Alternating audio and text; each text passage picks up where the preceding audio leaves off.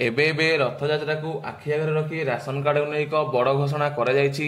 तेबे कौन रही राशन कार्ड को नहीं से घोषणाटी आपण मैंने भिडियो माध्यम देखा पाइपर। ता पूर्व ओडिशार केउं जिल्लारू आपण आम भिडियोटी को देखुछन ता कमेंट माध्यम निश्चय जनइबे।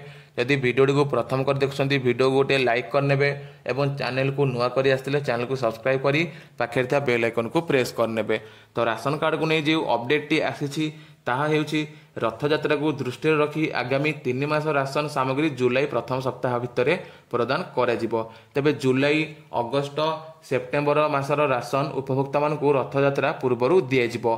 जिला जोगाण अधिकारी यही सूचना प्रदान करिसेंती। रथयात्रा समय जोगाण संपर्कित सूचना और तथ्य पाई एक टोल फ्री नंबर मध्य जारी करा जाई अछि।